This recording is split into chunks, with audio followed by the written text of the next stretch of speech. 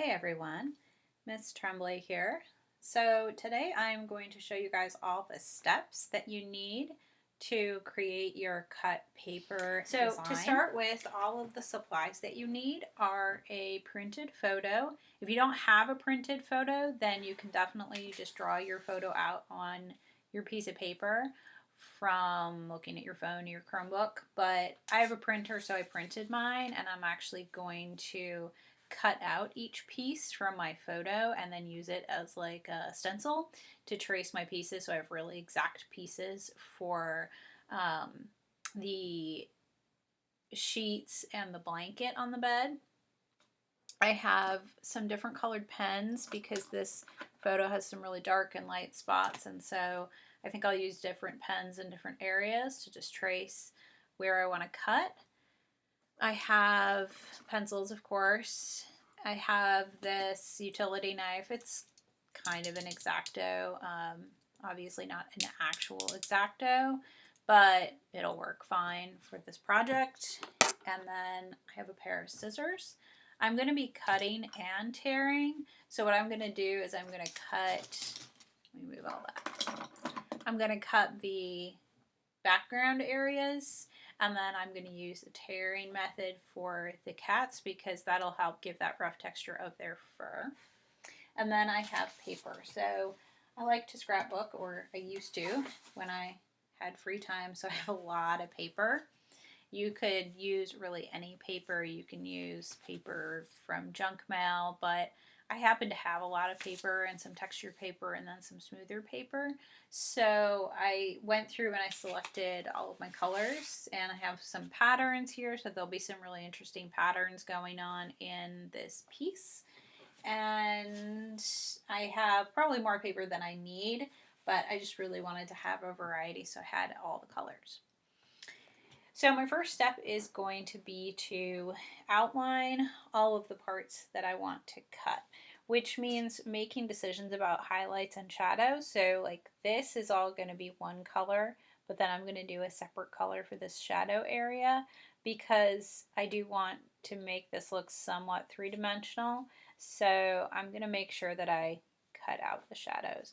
So what I'm going to do is I'm going to use the red pen for the green areas, and probably for the cats themselves, and then I'll probably use the black pen and the green pen like for the red areas so that I can see all of my lines.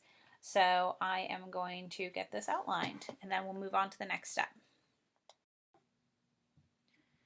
Okay, so for the next step, I am going to cut out one section at a time, but what I'm going to do, or what I'm not going to do, is I'm not going to cut out just this piece. I'm actually going to cut out everything, and I'm going to then cut a piece of my light green paper and make it the size of this entire thing. And then I'll cut that out and I'll start putting down the sections of fabric here. So instead of doing like a full-on mosaic, I'm actually going to stack my paper up. So I'm going to end up with kind of a three-dimensional cut paper piece here. And so I'm just going to use scissors because this isn't a very precise shape. I really just need to cut along here. So you're probably not going to be able to see this entirely. I'll try to keep it under the camera.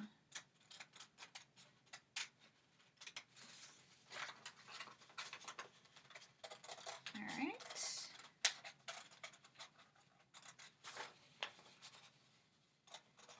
So this shape, I mean, it's really not the end of the world if it's not perfect, so I'm going to do this pretty quickly.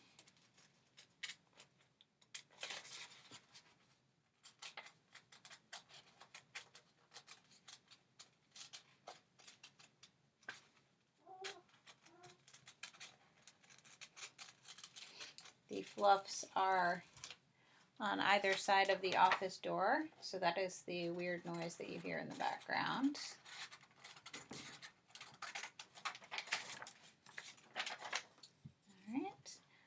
cut off the excess white as well, because that will throw off my composition when I'm trying to trace out my pieces.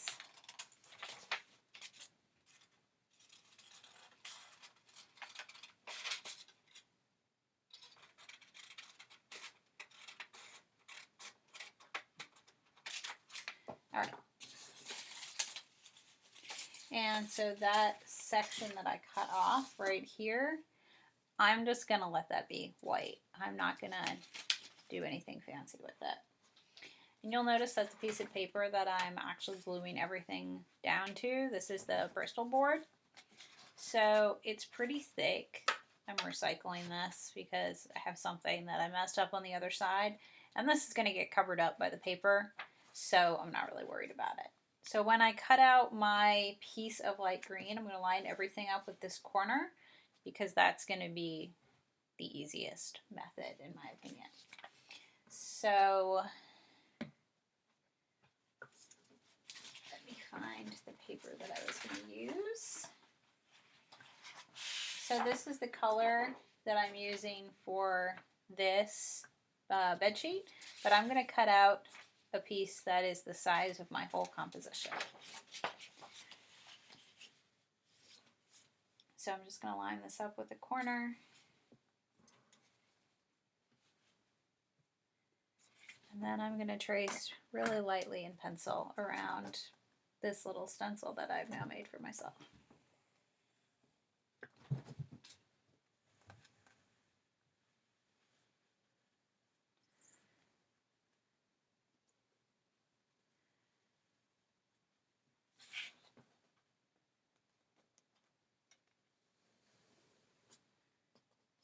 I was a little bit off. That's okay. And now I'm going to cut out this piece, and then I'm going to glue it down with rubber cement.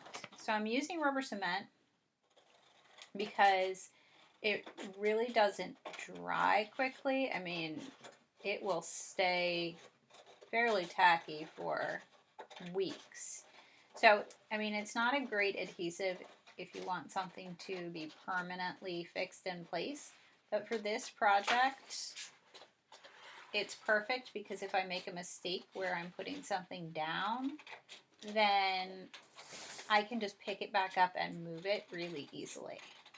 So that's the reason that I chose to use rubber cement as opposed to like Elmer's glue or some other stronger type of glue. All right, I just need to fix this edge.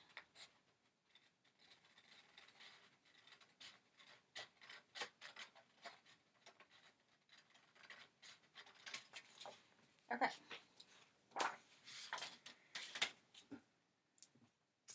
If you don't have rubber cement, you can use Elmer's glue that has been watered down. So I would actually water it, put it in a container and add a little water to it and thin it out and apply it with a paintbrush as opposed to just kind of using the glue bottle as a dispenser.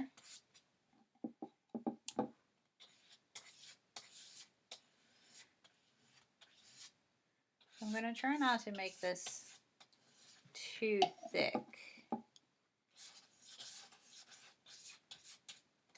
And the most important part is getting the edges because I don't want my edges loose. I want them to be really well attached to the paper.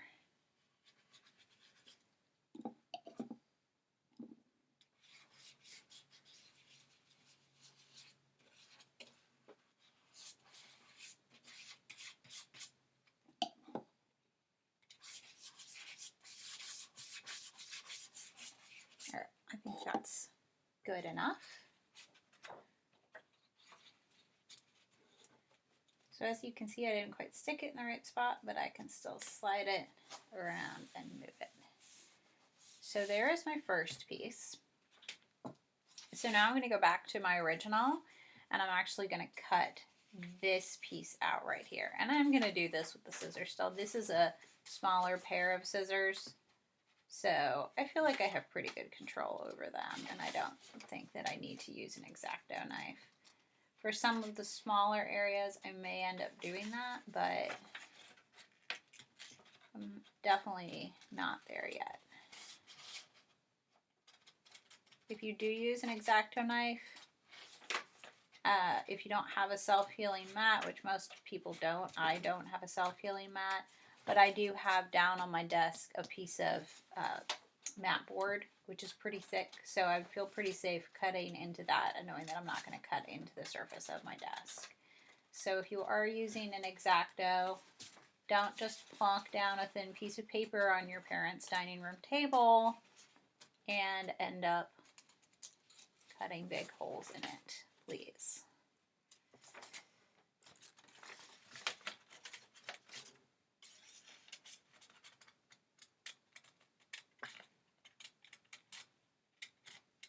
All right.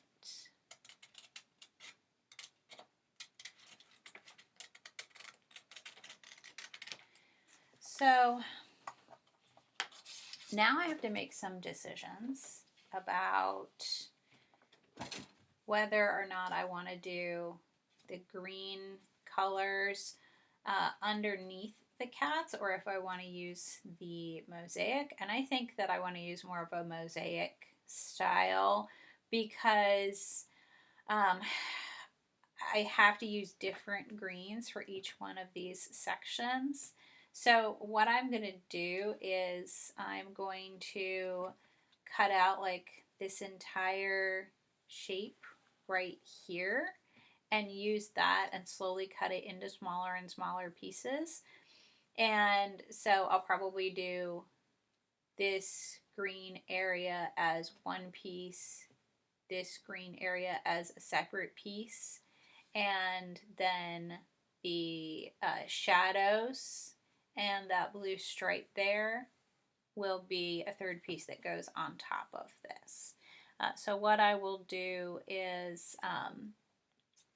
cut this out next, and then I'm slowly going to cut it smaller and smaller.